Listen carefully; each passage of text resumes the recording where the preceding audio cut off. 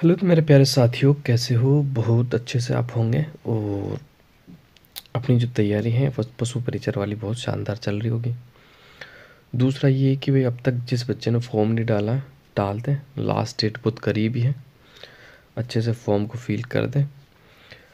दूसरा मैं आपको बताना चाह रहा था कि देखो, आज अगर आप लोग ये जो वीडियो मैं बना रहा हूँ इस वीडियो को आप शेयर करते हो, इस पर अगर 1000 के व्यूज़ आ जाते, 1K, कितना भाई, 1K, और मेरे अभी आपके सामने सब्सक्राइबर होंगे लगभग कितने भाई, 1650 के आसपास से, ये 1700 हो जाता है। तो मैं आपको आज क्या करूँगा, आज से ही आपको पार्ट बी भी स्टार्ट कर दूँगा, पार्ट बी। लेकिन मेरे पार्ट बी में और यूट्यूब यूट्यूब वालों के पार्ट बी में बड़ा डिफरेंस है। मैं आपको पढ़ाऊँगा ऑथेंटिक गाइड से, ठीक है? कौन से ऑथेंटिक गाइड, नहीं ऑथेंटिक बुक से, सॉरी, है ना। गाइड तो वो होती है जो आपको बाज़ार में मिल जाती है, जैसे लक्ष्य हो गया, आपकी दक्ष हो गई, द्रोर हो गई, वो गाइड्स होती है। तो मैं आपको बुक से पढ़ाऊँगा, ऑथेंटिक बुक से। दूसरा देखो, ऐसी किताब से पढ़ाऊँगा जहाँ से आरएसएसबी बोर्ड खुद पेपर छापेगा उन किताबों से, यानी उनसे बाहर आपका सवाल नहीं जाने वाला। क्लियर? तो पार्ट एक की तो मैं आपको मजबूत तैयारी करवा ही रहा हूँ, कोई भी आपको संदेह नहीं होना चाहिए।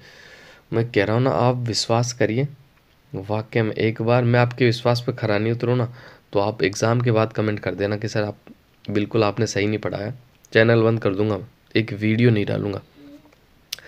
इसलिए बस देखो, बेहतरीन पार्ट बी की ऐसी तैयारी कराऊंगा, ऐसी तैयारी करूंगा कि मज़ा आ जाएगा, आपको मज़ा आ जाएगा। लेकिन इसके लिए एक शर्त है कि देखो, ये सब आपके लिए मेहनत करता हूँ, मेरे को एक वीडियो बनाने में मेरे 2 से 3 घंटे ख़राब हो जाते हैं। तो ये मेहनत सिर्फ आपके लिए निःशुल्क है, मेरा भी कोई भी ये नहीं कि भी ऐप है या मैं पैसे कमा रहा हूँ। आप जो जुड़े हो सभी साथी समझ सकते हो इस बात को। तो बस आज के ये कि जो ये वाला वीडियो, इसको 1K तक आपको शेयर करना सभी दोस्तों से, मित्रों से। दूसरा, मैं पार्ट बी आपका स्टार्ट कर दूंगा, बिल्कुल ऑथेंटिक बुक से करूंगा, जहाँ से आरएसएसबी बोर्ड पेपर सेट करेगा, पेपर बनाएगा। अपन गाइड से नहीं पढ़ेंगे, गाइड में बहुत सारी गलतियाँ होती हैं। अपन जो पढ़ेंगे उन्हीं किताबों से पढ़ेंगे जिन्हें राजस्थान सरकार मानती है, जिनसे आपत्तियां लगाई जाती है, जिन्हें ऑथेंटिक यानी प्रमाणित बुकें कहा जा सकता है। क्लियर? उन किताबों से पार्ट बी में आपका बिल्कुल क्लियर कराऊंगा और टॉपिक वाइज क्लियर कराऊंगा। सॉरी, हर एक चीज़ मैं आपके निकाल के सामने रखूंगा और खोल खोल कर उसको पढ़ने वाले हैं। बस शर्त यही है कि ये आज का जो वीडियो है आपके सामने, ये पशु परिचर की मेरे हिसाब से 18वीं क्लास हो जाएगी आपकी। इस क्लास को आपको इतना शेयर करना, इतना शेयर करना कि एक तो 1K तक पहुंच जावा। दूसरा दूसरा कि जो मेरे आज ये 1650 सब्सक्राइबर लगभग, तो इसको 1700 तक पहुंचा दो बस। ये दोनों शर्त आप पूरी कर देते हो तो आपके लिए पार्ट बी का ऐसा बेहतरीन लाऊंगा, ऐसा बेहतरीन समझेंगे आप कि सबसे बड़ी समस्या पार्ट बी की है। पार्ट ए तो लगभग बच्चे कर ही लेंगे, लेकिन पार्ट बी को मैं इतना अच्छा कराऊंगा कि लोग सोचेंगे यार मेरे को पार्ट ए नहीं आता, पार्ट बी तो मेरे को आता। इसीलिए बस ये दोनों शर्तें आप फुलफ़िल करते हो तो आपको पार्ट बी की शानदार क्लासें देखने को मिलेगी। और कंप्लीट कोर्स करेंगे, बिल्कुल टॉपिक वाइज सिलेबस बताऊंगा, सिलेबस से टॉपिक उठाएंगे, उसी टॉपिक को क्लियर करेंगे। क्लियर? तो बढ़ते हैं आज के पेपर की तरफ। ये दोनों शर्तें आज को आपको पूरी करनी है। देखते हैं हमसे जुड़े हुए साथी जो हमें कितना सपोर्ट करते हैं। तो इसके अलावा भी जो नए साथी हैं हमारे इस चैनल पे जुड़ सकते हैं, क्योंकि हमारे इस चैनल पर आपको 200 प्लस पेपरों का सॉल्यूशन मिलेगा। ठीक है, आरएसएसबी बोर्ड के भी पेपर शामिल है, आरपीएससी के बोर्ड भी शामिल है, ठीक है, जेल प्रेरी के पेपर भी शामिल है, राजस्थान पुलिस के पेपर भी शामिल है। यानी कोई सी तैयारी कर रहे हो आप, XYZ, जिसमें राजस्थान जी के पूछा जा रहा है, तो आप जुड़ जाओ। भले आप आरएस की तैयारी कर रहे हो या फिर आप 4th ग्रेड की तैयारी कर रहे हो, कोई भी आपकी जो जॉब है 4th ग्रेड जॉब की तैयारी कर रहे हो, तो भी आप जुड़ सकते हो। मेरी जो क्लास है ऑलराउंडर है, बहुत अच्छे से आपको पढ़ने में मज़ा आएगा। तो पहला क्वेश्चन आपके सामने है, देखते हैं पहला क्वेश्चन का आंसर क्या होने वाला। मत्स्य जनपद का सर्वप्रथम उल्लेख किस में मिलता है, ये आपको बताना है। तो इसका जो आपका राइट आंसर हो जाएगा, बिल्कुल मैं बात करूँ तो ऑप्शन नंबर ए जो है इसका आपका बिल्कुल राइट आंसर हो जाएगा कि मत्स्य जनपद का जो उल्लेख मिलता है आपको, वो ऋग्वेद में मिलता है। कहाँ मिलता है? ऋग्वेद के अंदर। ठीक है, मत्स्य जनपद की आपकी जो राजधानी है वो विराटनगर है। क्लियर? बिल्कुल आपको याद रखना। आगे बढ़ते हैं, अगला क्वेश्चन देखते हैं। राजस्थान में निम्नलिखित राज्यपालों को किन की मृत्यु पद पर रहते हुए हो गई थी? तो क्वेश्चन नंबर 2 का उत्तर चलो मैं बता ही देता हूँ। पॉलिटी वैसे आपका आएगा नहीं, एक आधा सवाल आ गया बीच में तो इसको हल कर लेते हैं। दरबारा सिंह की भी हुई थी, निर्मल चंद्र जैन की भी हुई थी, शैलेंद्र कुमार की भी हुई थी। तो इसका जो राइट आंसर हो जाएगा आपका ऑप्शन नंबर सी हो जाएगा। क्लियर? आगे बढ़ते हैं। निम्नलिखित में से कौन सी बावड़िया स्थान सुमेलित है? सुमेलित है आपको बताना है, तो देख लेते अपन। देखो, पहला ही आपका सुमेलित है कि चांद बावड़ी आपकी आवानेरी में पड़ती है। क्लियर? चांद बावड़ी आपकी कहाँ पड़ती है भाई? आवानेरी दौसा के अंदर पड़ती है। क्लियर? आपको याद रखना, पहला ही इसका आपका राइट आंसर हो जाएगा। ठीक है, अब मैं बात कर लेता हूँ जालीपाव बावड़ी की। तो ये आपकी कहाँ पड़ती थी? ये आपकी राजसमंद कुंभलगढ़ में पड़ती है। तिरुमुखी बावड़ी ये आपके उदयपुर के अंदर पड़ती है। और महाराणा राज सिंह की जो पत्नी थी राम रसदे ने इसका निर्माण करवाया था। राम रस दे। क्लियर? अब है नौलखा बावड़ी। नौलखा बावड़ी आपकी कहाँ पर पड़ती है मुझे कमेंट करके ज़रूर बताना आप। ऑप्शन में आपको दे देता हूँ, आपका डूंगरपुर, उदयपुर, बूंदी और फिर आपका पाली, इन चारों में से इसका आंसर है। तो आप कमेंट करके ज़रूर बताना नौलखा बावड़ी कहाँ पड़ती है। अगला क्वेश्चन देखते हैं। और शर्तों को याद रखना, अगर आप जितना शेयर करोगे, कह रहा हूँ ना 1K पहुँच गया तो पार्ट भी इतना बेहतर कराऊंगा। आप क्लास देख के कमेंट कर देना सर मज़ा आया या नहीं आया, बस इतना सा बता देना। इतनी बेहतरीन तैयारी कराऊंगा, एक सवाल बाहर नहीं जाने दूंगा। पार्ट है तो मैं आपको करवा ही रहा हूँ। ठीक है, जुड़ो, बस आपको विश्वास करने की कह रहा हूँ मैं। और तो मैं कुछ प्रूफ कर नहीं सकता आपके लिए, मैं एग्रीमेंट तो बना नहीं सकता। वाकई में कोई कुछ कहता है तो उस पर विश्वास करना सीखिए। मैं अपने चैनल पे बता रहा हूँ ना, अभी आपका पेपर हुआ था एग्रीकल्चर सुपरवाइज़र का, पेपर अभी भी मिला लो आप। ठीक है, आपको पेपर मिल जाएगा, कोई व्हाट्सअप पे या फिर टेलीग्राम चैनल पे देख लेना। अगर पेपर मेरे टेलीग्राम चैनल पे भी उपलब्ध है, मेरा टेलीग्राम चैनल का लिंक भी डिस्क्रिप्शन में आपको दिया हुआ है, वहाँ से डाउनलोड करो और मेरे वीडियो के सारे क्वेश्चन मिला लो, हर एक क्वेश्चन आपको मिल जाएगा। मैं झूठ बोल के नहीं पढ़ाता हूँ। ठीक है, मुझे झूठ बोल के नहीं पढ़ाना। आप देखो सारे क्वेश्चन मेरे वीडियो में से नहीं आए, कमेंट करो कौन सा नहीं आया। मैं राजस्थान जीके की बात कर रहा हूँ, करंट के क्वेश्चन मत छाप देना सर ये करंट का नहीं आया। करंट तो हर बार नहीं बनती है ना, तो करंट वैसे भी मैं पढ़ाता ही नहीं हूँ तो मेरे वीडियो में से कैसे आएगी। मैं केवल राजस्थान जीके का जो पार्ट है आपका, जिसमें भूगोल, हिस्ट्री और आपका क्लाइव संस्कृति, इसमें से एक सवाल आपका बाहर नहीं जाने दूंगा, गारंटेड कहता हूँ। बस सच में आपको विश्वास करना पड़ेगा और चैनल को सब्सक्राइब करना पड़ेगा। एक बेहतरीन तैयारी कराऊंगा, बार बार मैं आपको कहता हूँ। वाकई में एक बार विश्वास कर लीजिए, नैया पार हो जाएगी, कहीं जाने की ज़रूरत नहीं। एक बेहतर तैयारी अपन करेंगे, बस ये कि आपको विश्वास करना पड़ेगा। तो क्वेश्चन नंबर 4 आपके सामने है। निम्नलिखित में से कौन सा खनिज या खान सुमेलित नहीं है, ये आपको बताना है। तो देख लेते हैं। सीसा जस्ता, आपका राजपुर दरीबा, मैग्नीज कालाकुटा, लोएस्क डाबला, तांबा लीलवानी।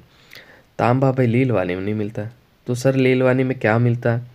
लीलवानी में आपका मैग्नीज मिलता है। क्या मिलता है? मैग्नीज। सर ये लीलवानी पड़ता कहाँ है? तो ये लीलवानी आपके बांसवाड़ा में पड़ता है। कहाँ पड़ता है भाई? बांसवाड़ा में। और ये आपका मैग्नीज का खनन क्षेत्र है।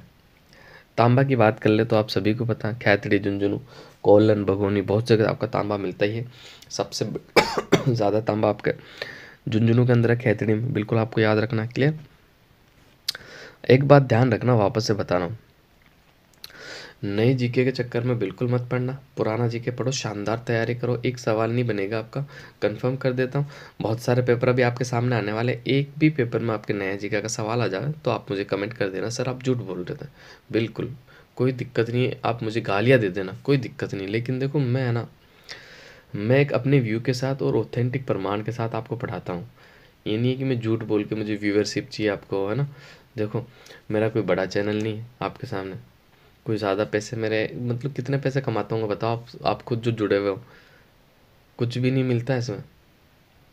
इसलिए बस आपसे यही रिक्वेस्ट है कि आज देखो इस वीडियो को शेयर भी करें। मैंने आज तक आपको कहा नहीं है वैसे अच्छे से कि भाई वीडियो को शेयर भी करें। 1K क्रॉस हो जाता है और 1700 सब्सक्राइबर अगर पार हो जाते हैं तो फिर पक्का आपके लिए पार्ट भी ऐसा लाऊंगा, ऑथेंटिक किताबें समझ में आए, प्रमाणित बुकों से अपन पढ़ेंगे। क्वेश्चन नंबर 5 आपके सामने। वाकल, मेसवा, हदमती और शायक नदियाँ, हैं। किसकी सहायक नदियाँ हैं? तो माही नदी की, बनास की, साबरमती नदी की, चंबल नदी की। तो 5 का जो आपका राइट आंसर हो जाएगा साबरमती नदी। कौन सी नदी? साबरमती नदी इसका आपका बिल्कुल राइट आंसर होगा। क्लियर? अब मैं आपको बता देता हूँ, साबरमती नदी से आपके राजस्थान से निकलती है, कोटड़ा की पहाड़ी उदयपुर से निकलती है। कोटड़ा तहसील है, कोटड़ा तहसील है, उसके पास में पदराड़ा की पहाड़ियाँ पड़ती है, वहाँ से निकलती है। कुछ जगह आपको डैबर झील भी लिखा हुआ मिल जाएगा, कुछ जगह आपको जाडोल की पहाड़ियों से भी निकलता मिल जाएगा, लेकिन कोटड़ा तहसील बिल्कुल राइट आंसर आपका होगा। ठीक है। साबरमती नदी राजस्थान में तो बस थोड़ा सा बहती है, निकलती राजस्थान से। प्रमुख नदी गुजरात की, इसी के किनारे आपका अहमदाबाद शहर भी बसा हुआ, बिल्कुल आपको याद रखना है। क्लियर? आगे बढ़ते हैं, नेक्स्ट क्वेश्चन आपके सामने है। निम्नलिखित में से कौन सा संरक्षित क्षेत्र और जिला सम्मिलित नहीं है? आपको बताना है। कैसर बाग आपका धौलपुर में पड़ता है, बिल्कुल सम्मिलित है। बस्सी आपका चित्तौड़गढ़ में पड़ता है, बिल्कुल सम्मिलित है। शेरगढ़ बारां में पड़ता है, बिल्कुल सम्मिलित है। फुलवारी की नाल ये राजसमंद में नहीं है सर। सर फुलवारी की नाल कहाँ पड़ता है? तो आप सभी को पता, जिसे अपन वाइट नगरी के नाम से जानते हैं। किस नगरी के नाम से जानते हैं भाई? वाइट नगरी। राजस्थान की वाइट नगरी, सफ़ेद शहर किसे कहा जाता है? आप सभी को पता होना चाहिए, उदयपुर को राजस्थान का सफ़ेद शहर कहा जाता है। और फुलवारी की नाल जो आपका संरक्षित क्षेत्र है वो आपके उदयपुर में ही पड़ता है। झीलों की नगरी Udaipur, mountain fountain city Udaipur. Clear? Udaipur को किसने बताया था? तो महाराणा उदय सिंह के द्वारा 1559 ईस्वी में उदयपुर को बसाया गया था। आगे बढ़ते हैं, अगला क्वेश्चन देखते हैं। बहुत शानदार क्वेश्चन इसमें पूछे गए थे आपके, भाई साहब मज़ा आएगा क्वेश्चन करने में, इतने अच्छे अच्छे क्वेश्चन आपके पूछे गए हैं। तो देखो ये क्वेश्चन थोड़ा छोटा कर लेता हूँ मैं, आपको दिखने में आसानी हो। तो अगला क्वेश्चन है ये आपके सामने, क्वेश्चन नंबर 7 होगा। हाँ, क्वेश्चन नंबर 7 है ये। निम्नलिखित में से शिलालेख प्रशस्ति और उनके उत्कीर्णन वर्ष को सही जोड़े कौन से है? आपको बताना है। तो देख लेते सही जोड़ा आपके कौन सा। अचलेश्वर शिलालेख बिल्कुल 1285 ईस्वी का। बिजोलिया शिलालेख 1170 ईस्वी का, कोई डाउट नहीं। कुंभलगढ़ 1460 का, ये भी सही है। तो इसका जो आपका राइट आंसर होगा 1 to 4 होगा। क्लियर? पहले तो ये क्लियर कर लो आप। ठीक है। अब मैं आगे बढ़ता हूँ। तो ये चीरवा का शिलालेख कौन सी ईस्वी का? ये मैंने इसके पहले वाले के पिछले वीडियो में मैंने आपको बताया था अच्छे से, इसका संबंध भी मैंने बताया था किससे है। तो अगर आप पढ़ाई कर रहे हो, रेगुलर मेरे वीडियो देख रहे हो, तो कमेंट करके बताना चीरवा का शिलालेख कौन सी ईस्वी का है। आगे बढ़ते हैं, 8वां क्वेश्चन। राज्य सूचना आयोग का गठन कब किया गया? तो राज्य सूचना आयोग का गठन जो किया गया था 18 अप्रैल 2006 को किया गया था। ठीक है। और वर्तमान राजस्थान राज्य सूचना आयोग के जो आपके अध्यक्ष है वह DB गुप्ता। कौन है भाई? DB गुप्ता साहब है, यानी देवेंद्र भूषण सॉरी, देवेंद्र भूषण गुप्ता। नेक्स्ट अगला क्वेश्चन देखते हैं। 9वां क्वेश्चन है, विद्यन कंगार किस प्रकार की चट्टानों से निर्मित है? तो 9th का जो आपका राइट आंसर हो जाएगा बालू का पत्थर। भाई विद्यन का गार जो आपका बना हुआ वो बालू का पत्थर से निर्मित है। और ये विद्यन का गार पड़ता कहाँ है सर? तो ये आपके दक्षिणी पूर्वी पठार, जिसे अपन हाड़ौती के पठार के नाम से जाना जाते हैं, वही आपका विद्यन का गार पड़ता है। बिल्कुल आपको याद रखना है। आगे बढ़ते हैं, अगला क्वेश्चन देखते हैं। क्वेश्चन नंबर 10 आपके सामने है।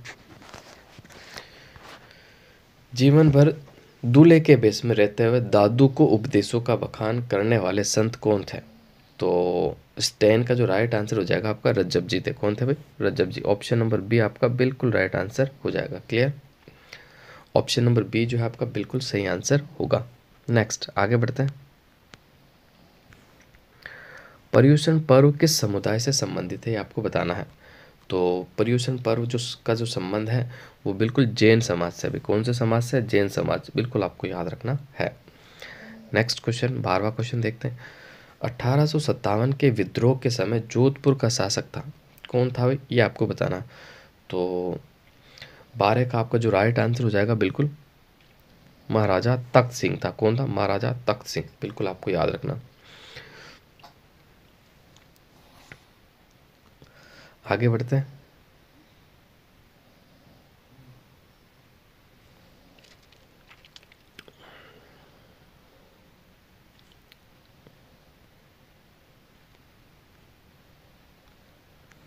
अगला क्वेश्चन आपके सामने है, 13वां क्वेश्चन है। प्रसिद्ध थिएटर निर्देशक शांता गांधी निम्नलिखित में से किस नाट्य शैली से संबंधित थी? तो इसका जो आपका राइट आंसर हो जाएगा भवाई नाट्य से। कौन से नाट्य से? भवाई नाट्य से, बिल्कुल। दूसरा देखो, मैं आपको जो ये आंसर की बताता हूँ, जो आंसर बताता हूँ, बिल्कुल आपको डाउट नहीं करना। मैं फाइनल आंसर की के आपको आंसर बताता हूँ, ठीक है। क्वेश्चन कौन सा क्वेश्चन डिलीट हुआ आपका, किसका चेंज उत्तर हो गया, तो बिल्कुल डाउट नहीं करना। हाँ, अगर गलती से मैं पढ़ने में किसी का इधर उधर कर दूँ तो आप कमेंट कर दिया करो। गलतियाँ देखो सबसे हो जाती है, तो एक आध गलती अगर हो जाती है तो आप कमेंट करके बता देना, हम उसको सुधार करने की पूरी कोशिश करेंगे। आगे बढ़ते अगला क्वेश्चन देख लेते हैं। ये तो हो गया था आपका। क्वेश्चन नंबर 14 पे चलना। ये रहा, बिजोलिया शिलालेख किस वंश के शासकों की उपलब्धियों का उल्लेख है? तो 14 का जो आपका राइट आंसर हो जाएगा बिल्कुल ऑप्शन नंबर बी आपका बिल्कुल राइट आंसर हो जाएगा। क्लियर। अगला क्वेश्चन देखते हैं। राजस्थान प्रथम रोपवे किस जिले से प्रारंभ किया गया था? तो राजस्थान का जो प्रथम रोपवे था ना, वो कहाँ से चालू किया गया था? आप सभी को पता। राजस्थान का प्रथम रोपवे आपके जालोर से चालू किया गया। कहाँ से? जालोर से, बिल्कुल आपको याद रखना है। और जालोर में आपका रोपवे कहाँ लगाया गया? तो रोपवे आपका जो लगाया गया था वो सुंदा माता के मंदिर में लगाया गया था। कहाँ लगाया गया था? सुंदा माता के मंदिर में। रोपवे होता क्या है? उड़न खटोला होता भाई। रोपवे क्या होता है? हिंदी में बात करूँ तो उड़न खटोला। मान लो देखो, ये आपकी पहाड़ियाँ हैं, यहाँ पे आपका मंदिर बना हुआ, ठीक है। ये मंदिर आपका बना हुआ, और ये नीचे आपका धरातल है, जमीन है। यहाँ से यहाँ तक जाते हैं ना, जैसे यहाँ से लटका हुआ रहता है एक डिब्बा, इसमें बैठकर लोग जाते हैं, इसे कहते हैं रोपवे। क्लियर। यहाँ से बैठकर फिर मंदिर की ऊंचाई पहाड़ियों में, पहाड़ियों से वापस रिटर्न, इसे रोपवे कहा जाता है। आगे बढ़ते हैं, 16वां क्वेश्चन देखते हैं। ऊपर माल पंच बोर्ड का गठन किया था, किसने किया था? तो 16 का जो राइट आंसर हो जाएगा विजय सिंह पथिक के द्वारा किया गया था। किसके द्वारा? विजय सिंह पथिक के द्वारा आपका किया गया था। 17वां क्वेश्चन आपके सामने, भारतीय रेल अनुसंधान एवं प्रशिक्षण केंद्र अवस्थित है, कहाँ अवस्थित है? तो इसका जो राइट आंसर हो जाएगा पचबदरा। पचबदरा आपका बाड़मेर के अंदर पड़ता है। पुराने जिलों के अनुसार, नए जिलों की बात करूँ तो बालोतरा में शामिल हो गया, लेकिन आपको पुराना ही याद करना फिलहाल। बार बार कहता हूँ मैं आपको, क्योंकि नया नहीं पूछा जाएगा। अगला क्वेश्चन है, रमजोल किस प्रकार का लोक वाद्य यंत्र है? तो अगर रमजोल की मैं बात कर लूँ तो रमजोल जो है आपका घन, किस प्रकार का है भाई? घन वाद्य यंत्र है, घन लोक वाद्य यंत्र। घन क्या होता है? जो धातुओं से बनता है आपका, लोहा, पीतल, स्टील, ठीक है, जो धातुओं से बनता है उसे घन कहते हैं। रमजोल जो है पैरों के अंदर पहना जाता है, और ऐसे पहना जाता है, देखो गोल गोल होता है, एक पट्टी रहती, जैसे एक पट्टी रहती है, पट्टी पे क्या होता है? कपड़े पे घुंघरू बंधे हुए होते हैं, उसको पैरों पे बांधा जाता है, उसे रमजोल कहा जाता है। क्लियर। आगे बढ़ते हैं, क्वेश्चन नंबर 19 आपके सामने है। आयोग जिसने राज्यपाल के लिए 5 वर्ष के एक निश्चित कार्यकाल की संस्तुति की, तो 19 का जो आपका राइट आंसर हो जाएगा ऑप्शन नंबर बी, पुंछी आयोग। में आपको बता देता हूँ, ये पॉलिटी का सवाल आपके लिए इंपॉर्टेंट नहीं, फिर भी उत्तर मैंने आपको बता दिया।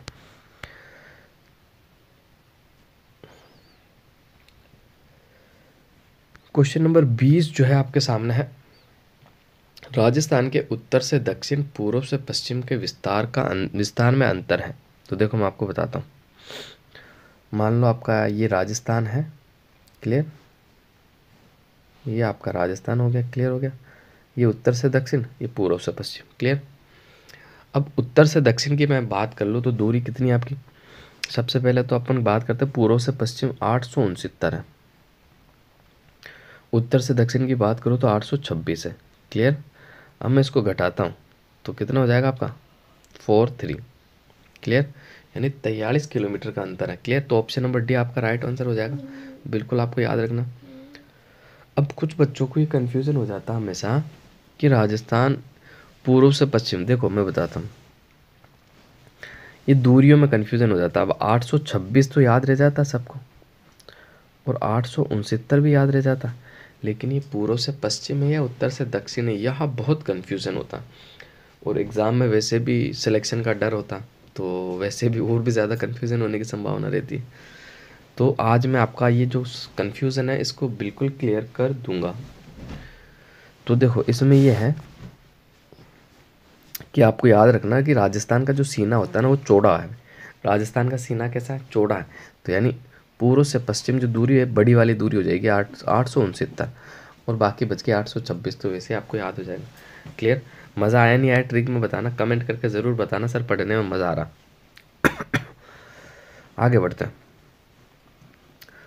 राजस्थान का सर्वोच्च पठार है, तो राजस्थान का सबसे ऊंचा पठार आपका उड़िया का पठार है, जो कि माउंट आबू में पड़ता है। कहाँ पड़ता?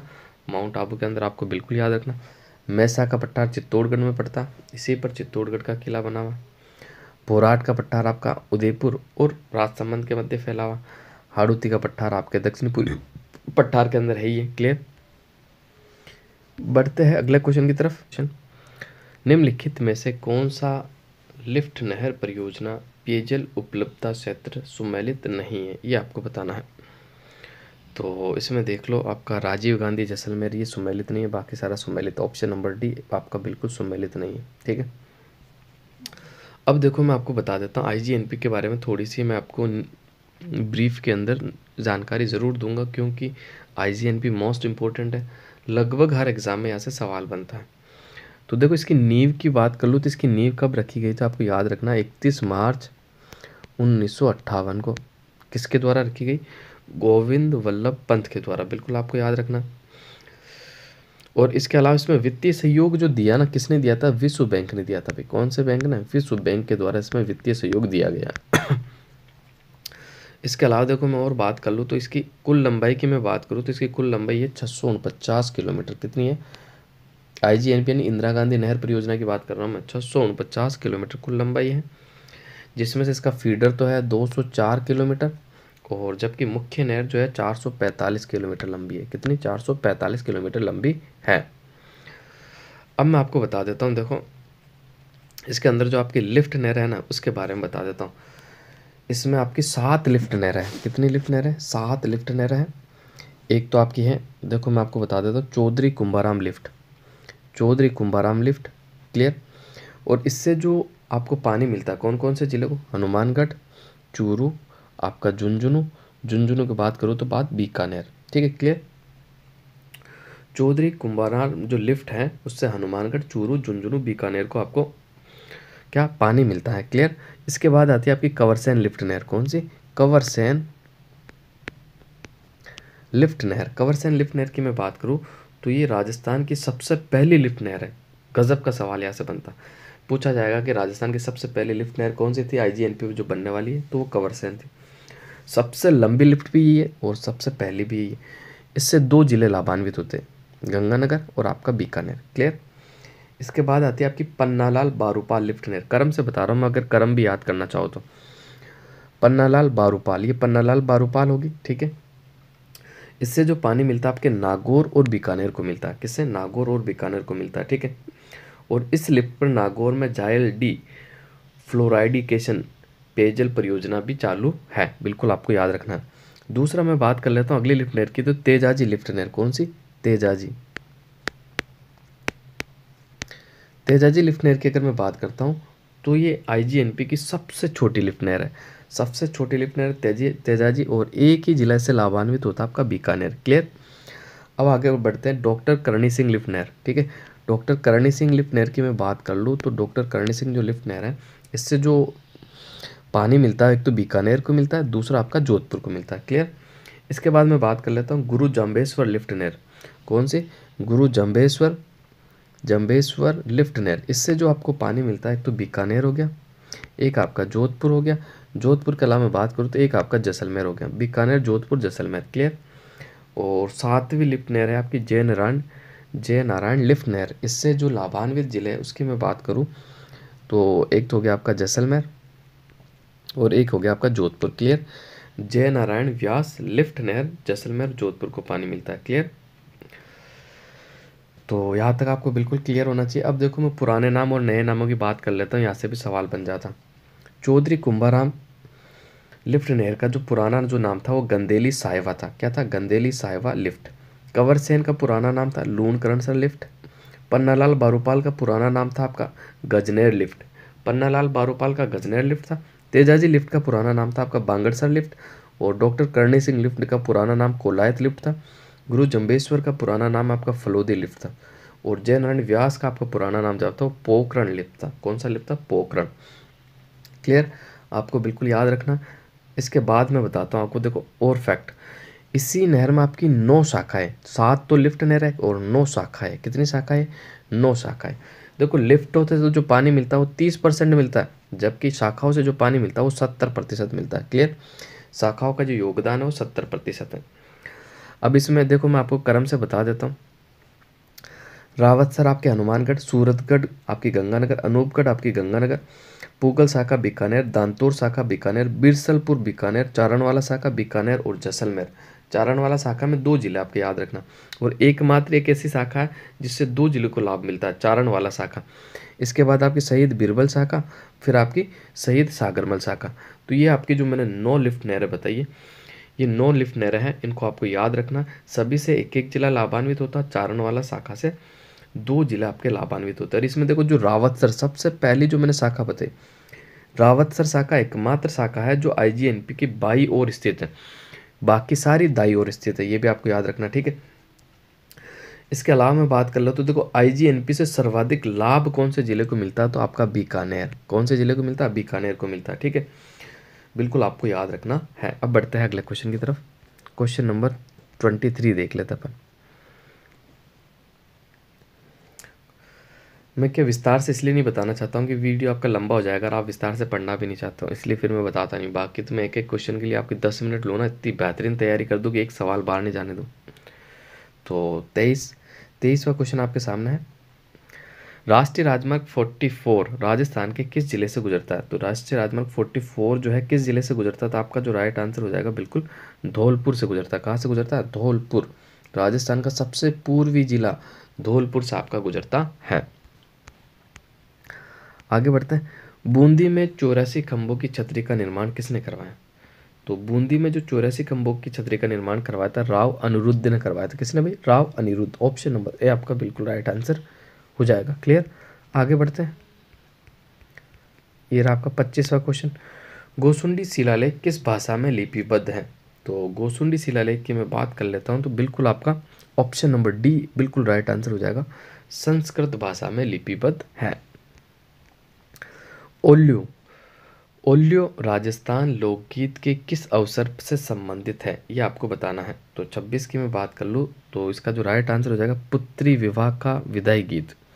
ऑप्शन नंबर बी आपका बिल्कुल राइट आंसर हो जाएगा। क्लियर? आगे बढ़ते हैं, अगला क्वेश्चन देखते हैं। Hurda conference was convened in the year, यानी हुरडा सम्मेलन किस वर्ष आयोजित हुआ था? तो हुरडा वर्ष जो आयोजित हुआ कब हुआ था? 1734 में। कब हुआ था भाई? 1734 में, 17 जुलाई 1734। क्लियर? कहाँ पर आयोजित हुआ था? तो ये भीलवाड़ा के अंदर। वर्तमान में हुरडा आपका कहाँ पड़ता है? भीलवाड़ा में। इसकी अध्यक्षता किसने की थी?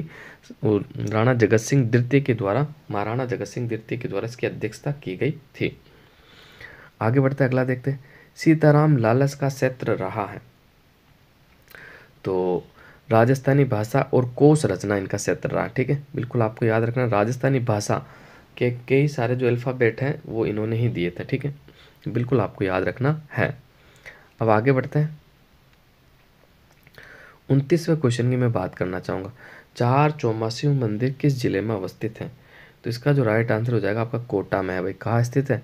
कोटा के अंदर। ऑप्शन नंबर बी है ना आपका बिल्कुल राइट आंसर हो जाएगा। अगला क्वेश्चन देखते हैं। राजस्थान में भेड़ की किस नस्ल को भारत की मेरिनो कहा जाता है? तो 30 का जो राइट आंसर हो जाएगा आपका चोकला भेड़। चोकला भेड़ को भारत की मेरिनो कहा जाता है। बिल्कुल आपको याद रखना है। आगे बढ़ते हैं। शोभालाल गुप्त द्वारा किस स्थान पर हरिजन एवं भीलों के विकास हेतु एक आश्रम की स्थापना की गई? तो 31 का जो आपका राइट आंसर हो जाएगा सागवाड़ा। कहाँ पर की गई भी? सागवाड़ा। सागवाड़ा कहाँ पड़ता है? आपका डूंगरपुर के अंदर सागवाड़ा पड़ता है। अगला क्वेश्चन देख लेते हैं, क्वेश्चन नंबर 32। अनुप्रस्थ बालुका टीले राजस्थान के किन जिलों में मिलते हैं? तो इसका जो आपका राइट आंसर हो जाएगा बीकानेर और गंगानगर। ऑप्शन नंबर ए जो है आपका बिल्कुल राइट आंसर हो जाएगा। क्लियर? नेक्स्ट आगे देखते हैं अगला क्वेश्चन।